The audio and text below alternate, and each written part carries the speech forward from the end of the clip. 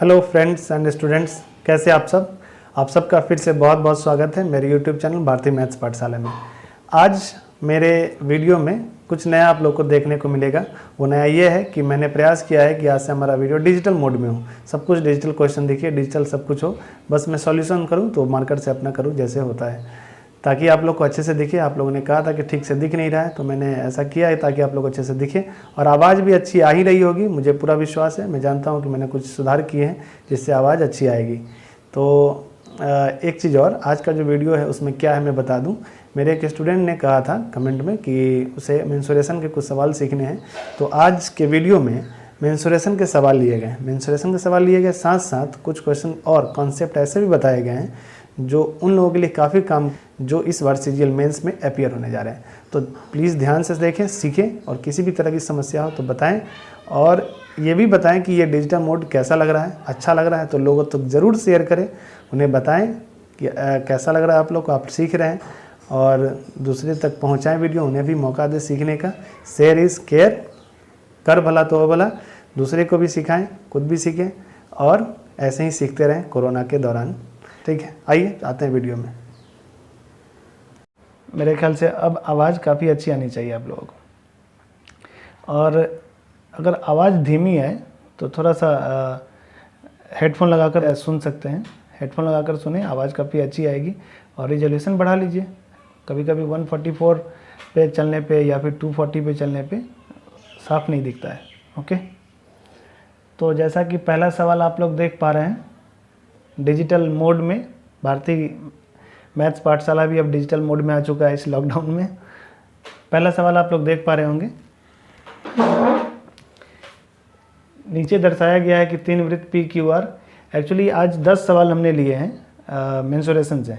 मेरे एक स्टूडेंट हैं, उन्होंने कहा था कि सर मेंसुरेशन पे कुछ बताइए, तो मैंने मेंसुरेशन के 10 क्वेश्चन आज लिए हैं राहुल मिश्रा के लिए। क्या कमेंट किया था कि 10 कुछ सवाल हमें मेंसुरेशन के भी बताया जाए, तो उनके कमेंट को ध्यान में रखते हुए मेंसुरेशन के सवाल बताए जा रहे हैं। आप लोग भी अपना कुछ बात हो, बताना चाहें, पूछना चाहें तो ज़रूर कमेंट करें या फिर व्हाट्सएप पे मैसेज करें।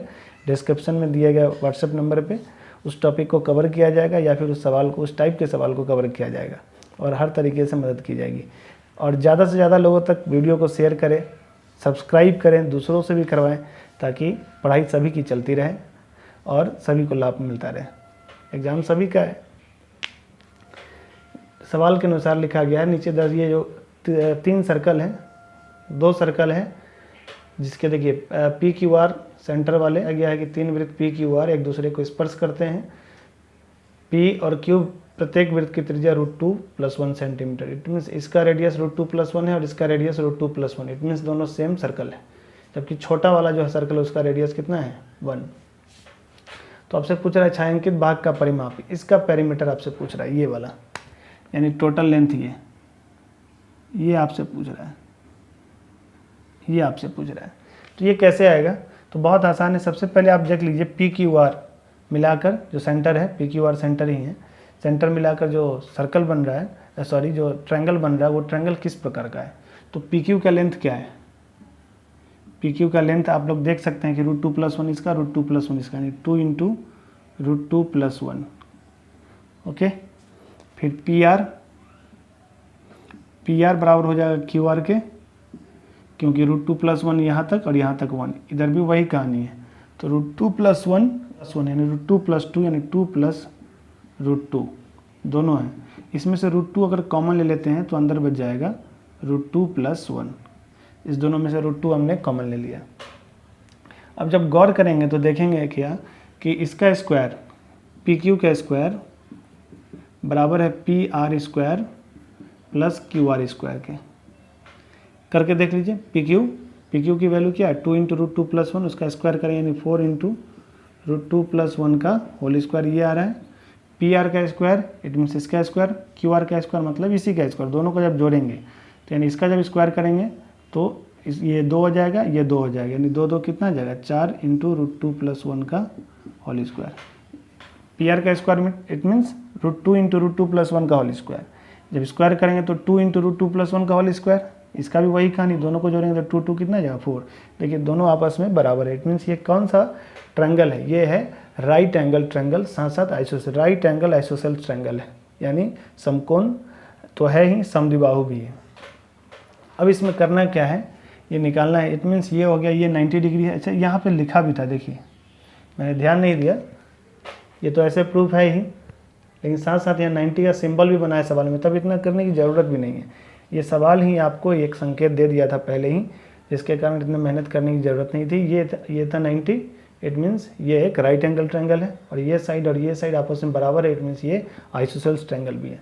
तो टोटल सम कितना होगा एंगल्स का 180, ये 90 है। इट मीन्स ये कितना हो जाएगा 45, ये क्या हो जाएगा 45, यही होगा।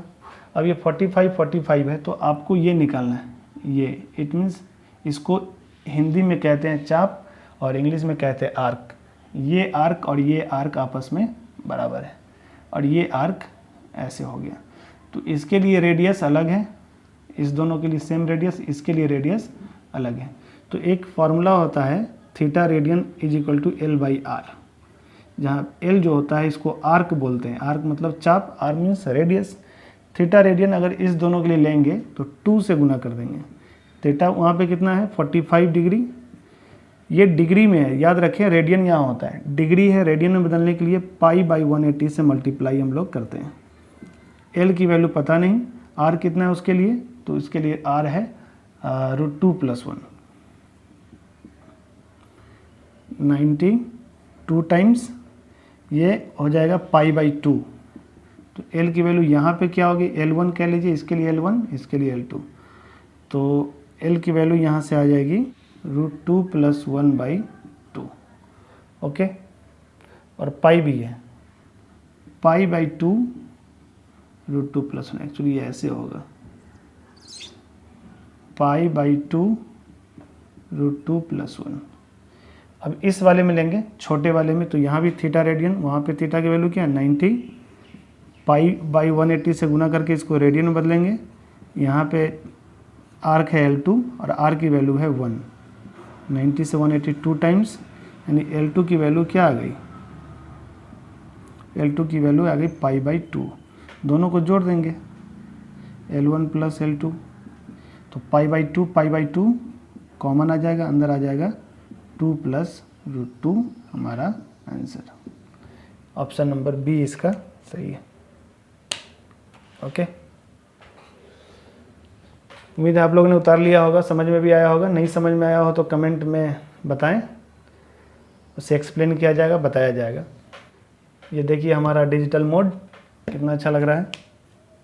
नेक्स्ट क्वेश्चन है, ये क्वेश्चन नंबर 2 है, वो पहला था, ये क्वेश्चन नंबर 2 है।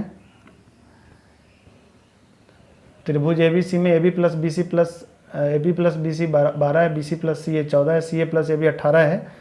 वृत्त की त्रिज्या निकालनी है जिसका पेरीमीटर यानी परिमाप त्रिभुज के परिमाप के समान है। तो त्रिभुज का परिमाप क्या होगा, तो त्रिभुज का परिमाप क्या है, सम ऑफ ऑल साइड्स है। सबको जोड़ेंगे तो क्या आ जाएगा 2 × A + B + C बराबर कितना आ जाएगा 12 18 30 14 44, यानी पेरीमीटर इसका आ गया A + B + C = 22। यही बराबर किसके है, एक सर्कल के। इट मीन्स 2πr यानी 22/7। R की वैल्यू निकालनी है, 22 से 22 कट गया तो R का वैल्यू कितना आ गया 7/2। इसका बी आंसर हो गया। मुझे पूरी उम्मीद है आप लोग को समझ में आ रहा होगा। अब आते हैं थर्ड क्वेश्चन पे, बिना देर किए हुए। आप लोग शेयर भी करते रहें लोगों से ताकि सभी का पढ़ाई चलता रहे। थर्ड क्वेश्चन है, थर्ड क्वेश्चन, एक वृत्त एक वर्ग में अंतर्निहित है, यानी एक स्क्वायर है, इसके अंदर एक सर्कल है जिसके विकर्ण इट मीन्स डायगोनल की लंबाई 12√2 है। तो डायगोनल अगर 12√2 है तो साइड इसका क्या होगा 12 होगा, क्योंकि डायगोनल का फॉर्मूला होता है √2 है, और ये कितनी है 12√2।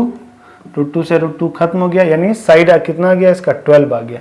साइड 12 है, इट मीन्स इसका डायमीटर भी कितना हो गया, ए बराबर डी बराबर दोनों 12 है। इट मीन्स आर कितना हो जाएगा, 6 हो जाएगा, रेडियस 6 हो जाएगा, रेडियस इसका 6 हो गया। अब इसमें क्या है, इस वृत्त में एक समबाहु त्रिभुज, it means equilateral triangle draw किया गया। तो ये ओ कह लीजिए इसको, ए बी सी कहिए। तो इस त्रिभुज की भुजा की लंबाई आपको निकालनी है। तो एक चीज आप लोग को मैं यहाँ बता दूं कि इक्विलैटरल ट्रायंगल में यानी समबाहु त्रिभुज में in an equilateral triangle, equilateral triangle जब हो तो उसके अंदर भी एक सर्कल हो सकता है, बाहर भी एक सर्कल होता है। जो अंदर सर्कल होता है उसकी त्रिज्या छोटी होती है, इसलिए उसे छोटे आर से डिनोट करते हैं। जो बाहर सर्कल होता है उसे बड़े आर से डिनोट किया जाता है। इट मीन्स वो सर्कम सर्कल है और ये इन सर्कल है। तो यहाँ पे आप देख लीजिए ये ट्रायंगल के बाहर है, यानी सर्कम सर्कल, बड़े आर की बात यहाँ पे होगी क्योंकि यहाँ सर्कल बाहर है ट्रायंगल के। तो इस तरह का जब भी हो एक इक्विलैटरल ट्रायंगल में, एक डिटेल में होता है थ्योरी सेंटर ऑफ ट्रायंगल का, तो उसमें भी नहीं जा रहे हैं, फिलहाल बस इक्विलैटरल ट्रायंगल के बारे में बता रहे हैं कि छोटा आर जब निकालना हो तो ये होता है इस इक्विलैटरल ट्रायंगल का साइड बाई 2√3। अगर बड़ा आर निकालना हो तो a बाई √3। इट मीन्स ये हुआ कि इक्विलैटरल ट्रायंगल में जो छोटा वाला आर और बड़े वाले आर में रेशियो जो होता है आप देख पा रहे हैं 1:2 का होगा। निकालेंगे इससे तो 1:2 का आएगा, ऐसा होता है। तो यहाँ पे आप देख लीजिए, यहाँ पे इस फार्मूला का इस्तेमाल होगा आर, कैपिटल आर का, क्योंकि यहाँ पे बाहर से सर्कल है। तो आर की वैल्यू दी हुई है, इट मीन्स 6 बराबर a बाई √3। तो a की वैल्यू यानी इक्विलैटरल ट्रायंगल की साइड क्या आ गई, 6√3 सेंटीमीटर। सी इसका आंसर आ गया। ओके, मुझे उम्मीद है अच्छे से समझ में आया होगा। अब इसे मिटा देते हैं। समान परिमाप वाले एक समषटभुज, समषटभुज का मतलब वह हेक्सागन, रेगुलर हेक्सागन, और एक समबाहु त्रिभुज, दोनों का पेरीमीटर इक्वल है। इट मीन्स 6a1 बराबर किसके हैं, 3a2। तो a1 बाई a2 दोनों के साइड का रेशियो क्या आ गया, 1:2। तो अब इसके एरिया का रेशियो आपसे पूछ रहा है। तो रेगुलर हेक्सागन का एरिया का फार्मूला क्या होगा, 6 × √3/4 इंटू साइड का स्क्वायर, इट मीन्स 1 का स्क्वायर 1, रेशियो इसका √3/4 इंटू साइड का स्क्वायर यानी 2 का स्क्वायर 4। √3/4 से √3/4 खत्म, 2 से 6 3 टाइम्स और 4 2 टाइम्स, 3:2 इसका आंसर हो गया सी। ओके,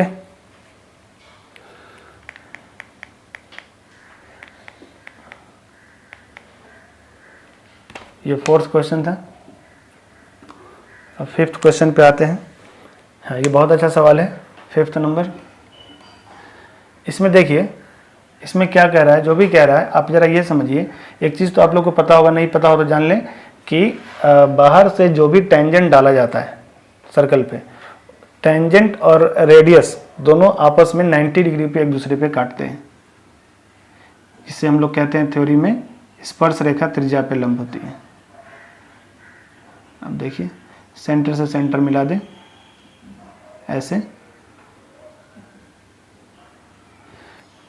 ऐसे, तो यहाँ से यहाँ तक कितना है, यहाँ से यहाँ तक, अब देखेंगे यहाँ से यहाँ तक यही रेडियस प्लस रेडियस यानी 2r इधर और 2r इधर, 6r।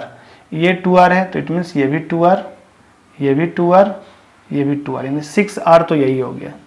टोटल लेंथ इसमें पूछ रहा है, रबर बैंड की लंबाई यानी पूरे में, यानी ये। फिर अब आपके पास ये है, ये और ये ऐड आपको करना पड़ेगा। तो ये कितना डिग्री है सबसे पहले ये जान लें। तो आप देख लीजिए कि ये इक्विलैटरल ट्रायंगल है। कैसे, क्योंकि ये साइड ये तीनों साइड आपस में क्या बराबर है। इट मीन्स ये इक्विलैटरल ट्रायंगल है। इट मीन्स यहाँ पे कितने डिग्री का एंगल होगा, 60, और ये कितना है 90, ये कितना है 90, 180। इस सेंटर पे चारों तरफ अगर लेंगे पूरे सर्कल में तो 360 का एंगल होगा। ये 180 हो गया, ये 60 है तो ये क्या हो गया 120। अब ये भी लेना है, ये भी लेना है। इट मीन्स 120 डिग्री यहाँ भी लेना है 120 डिग्री इधर भी लेना है। इट मीन्स 120 प्लस 120 प्लस 120 मतलब 360 डिग्री कंप्लीट। इट मीन्स एक सर्कल पूरा लेना है, यानी एक सर्कल का पेरीमीटर, इट मीन्स सर्कमफ्रेंस पूरा लेना है। यानी इसमें अगर हम जोड़ देते हैं 2πr तो आपका आंसर आ जाएगा। बस यही है।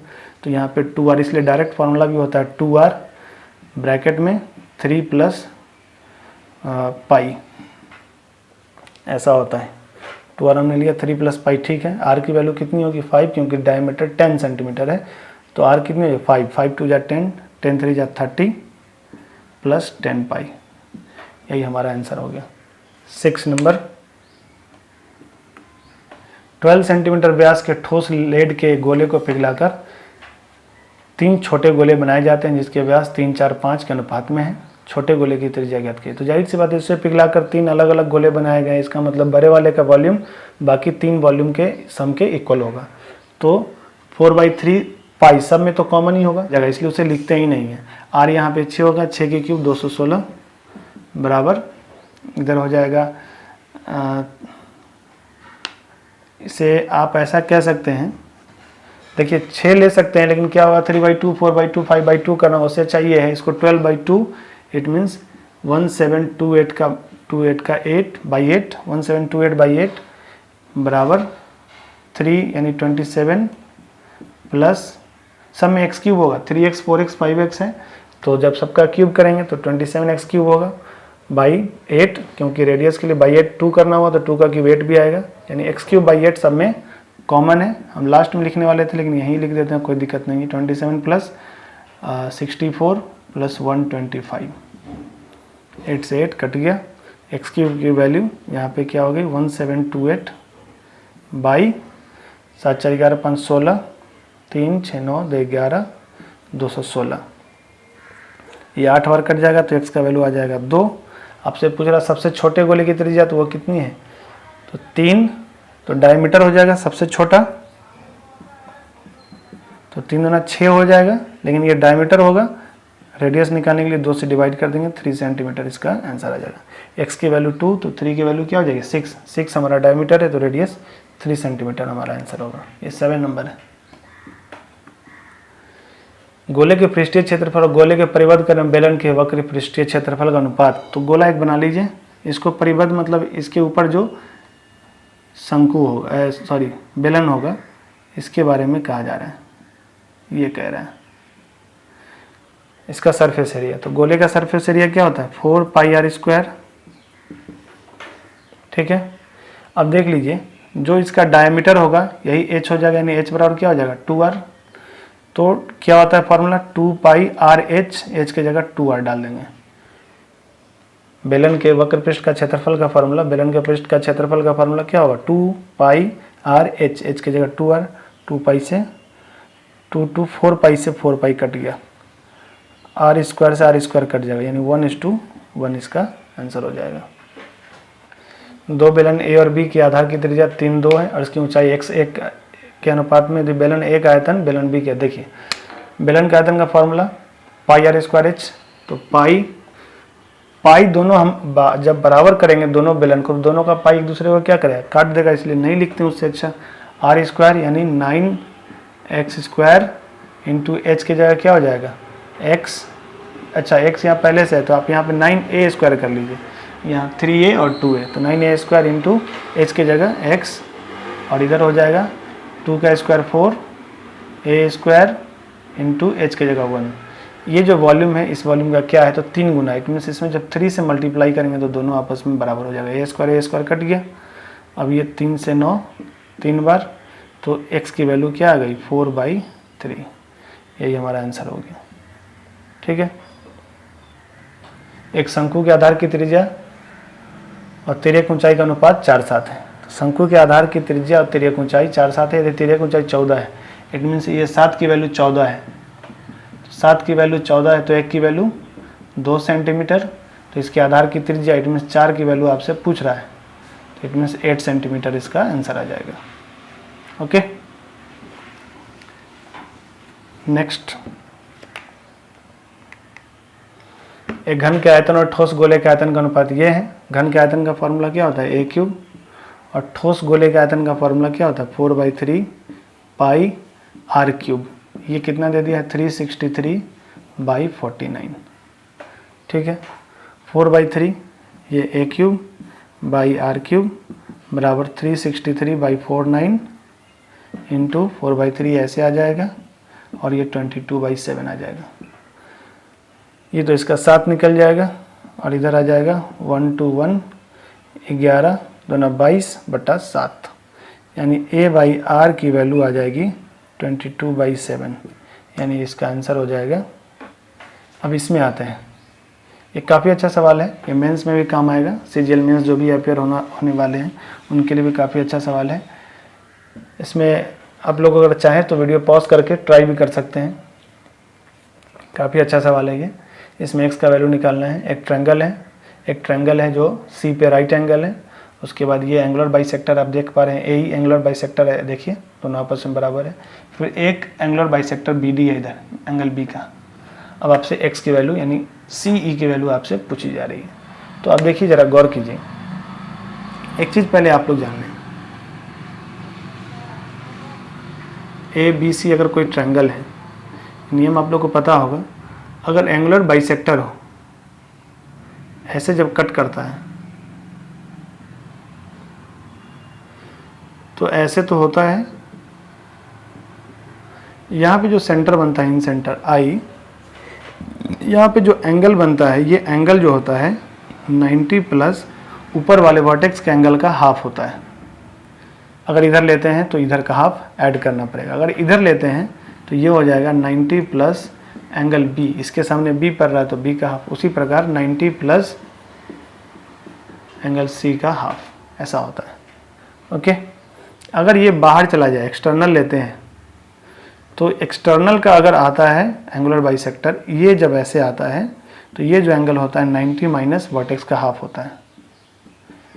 अंदर रहे तो एंगल बढ़ जाता है, देखिए एंगल बढ़ गया तो प्लस हो जाता है, इसलिए बढ़ाने के लिए प्लस, बाहर में घट जाता है इसलिए घटाने के लिए माइनस।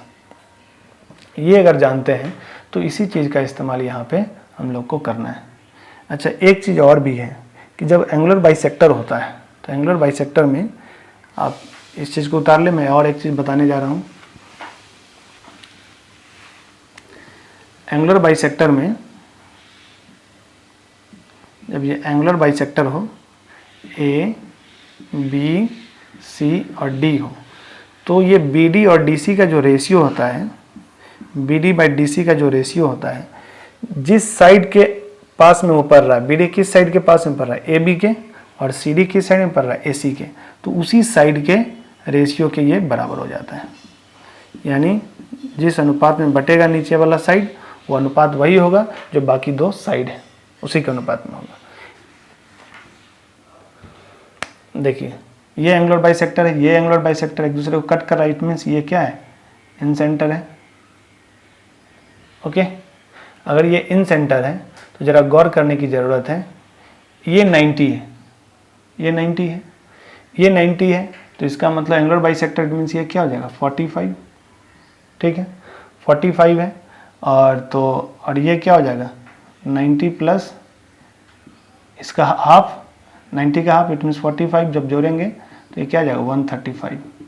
कई तरीके हैं इसको बनाने के, एक फार्मूला भी डायरेक्ट होता है, लेकिन मैं ऐसे भी बना सकता हूँ इसको। इस एंगल को लेने की ज़रूरत क्यों पड़ी है ये आप जान लीजिए। ये 135 हुआ, इट मीन्स ये क्या हो गया 45 हो गया। ये एंगल देखिए, दो ट्रायंगल लेते हैं, इन ट्रायंगल बी डी ई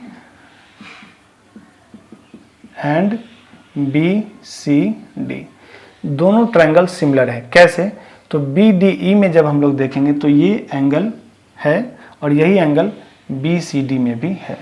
फिर अब बी डी ई में देखेंगे तो ये 45 है और यही एंगल 45 बी सी डी में भी यहाँ पे है। तो दो एंगल आपस में बराबर हो गए, दो ट्रायंगल के, इट मीन्स थर्ड एंगल भी आपस में बराबर होंगे। जब तीनों एंगल आपस में बराबर होंगे तो ए से दोनों त्रिभुज, दोनों ट्रायंगल आपस में सिमिलर होंगे। जब सिमिलर होंगे तो उनके साइड का रेशियो भी क्या होगा, बराबर होगा। उनके साइड का रेशियो भी बराबर होगा। तो साइड का रेशियो जब बराबर होगा तो अब देखिए, पहले इस एंगल के सामने लेते हैं। इस एंगल के सामने उसमें लेने से कोई फ़ायदा है क्या? नहीं, उसके सामने लेने से कोई फ़ायदा नहीं है। आप 45 के सामने लीजिए BDE में, 45 के सामने जब लेंगे तो 3, जब BCD में 45 के सामने लेंगे तो ये आ जाएगा 4। ओके, फिर BDE में बड़े वाले एंगल इसके सामने लेंगे तो ये आ जाएगा 4, जबकि एंगल ट्रायंगल BCD में बड़े वाले एंगल के सामने जो साइड है वो है 3 + x। जब ऐसा हम लोग सॉल्व करते हैं इसे तो ये हो जाता है 9 + 3x = 16। 9 उधर जाकर -9 तो 7, x की वैल्यू हो गई 7/3। यही सवाल का आंसर है। तो आप लोग को जो नियम पहले बताया गया वो काम आ सकता है इसमें। इसे और भी कई माध्यम से बना सकते हैं। 2-3 तरीका मेरे दिमाग में भी आ रहा है, एक ये है, 2 और भी तरीके हैं, लेकिन फिलहाल ये सही रहेगा। धन का एक निश्चित योग 3 वर्ष में 27/8 गुना हो जाता है। यानी अगर कोई प्रिंसिपल 1 है तो अमाउंट 27/8 टाइम्स हो जाता है। तो ये 27/8 बहुत आसान है, 50% इसका होगा 1 + r/100 का पावर 3। ये सवाल में दिया गया है। तो आप जानते हैं कि ये क्यूब हटेगा तो क्यूब रूट हो जाएगा 3/2। 3/2 1 इधर आके माइनस होगा तो 3/2 - 1 यानी 1/2 r/100।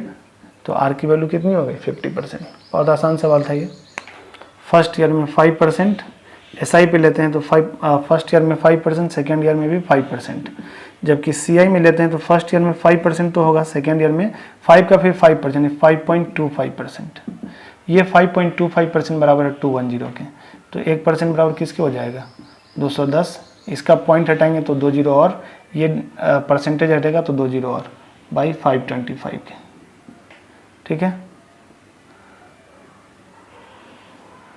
आपका आ जाएगा 4000, इसका आंसर आ जाएगा।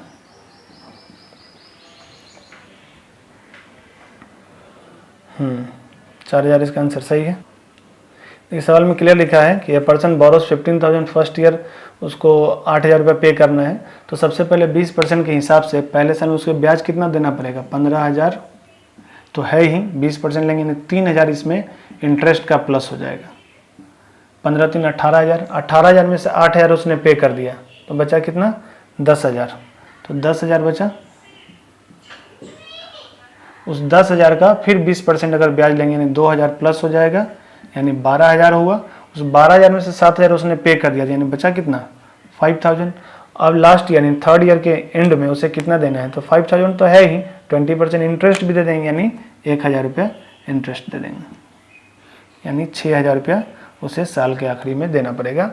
तो ये सेटल हो जाएगा मामला। मुझे उम्मीद है आप लोगों को काफ़ी पसंद आया होगा वीडियो। ये डिजिटल मोड हमारा, और आवाज़ भी अच्छी आ रही होगी। अगर सब कुछ अच्छा है, पसंद आ रहा है तो अपनी ज़रूरत को खुलकर जो भी समस्या आप फेस कर रहे हैं उसे कमेंट के माध्यम से बताएं, या फिर व्हाट्सएप पे मैसेज के माध्यम से बताएं उस टॉपिक को, या फिर जो भी आपकी समस्या होगी उसे वीडियो के माध्यम से दूर करने का पूरा प्रयास किया जाएगा। और दूसरे तक ज़रूर वीडियो को शेयर करें, क्योंकि शेयर इज़ केयर। आप लोग जानते हैं जितना शेयर करेंगे दूसरे की भी भलाई होती रहेगी, अपना भी भला हो, दूसरे का भी भला हो, इस चीज़ का ख्याल रखें। और जैसा अभी समय चल रहा है कोरोना का, इसमें पढ़ाई का यही तरीका धीरे धीरे अब डेवलप होगा। धीरे धीरे ऑनलाइन क्लास का ट्रेंड अब बढ़ता जाएगा। आप लोग जो भी मिल रहा है उसका फ़ायदा उठाएं और सीखें। किसी भी तरह की समस्या हो तो मुझे बताएं, और लाइक करें, सब्सक्राइब करें, दूसरे से भी करवाएं ताकि सभी को फ़ायदा मिलता रहे। ओके, नेक्स्ट वीडियो में फिर से मिलते हैं।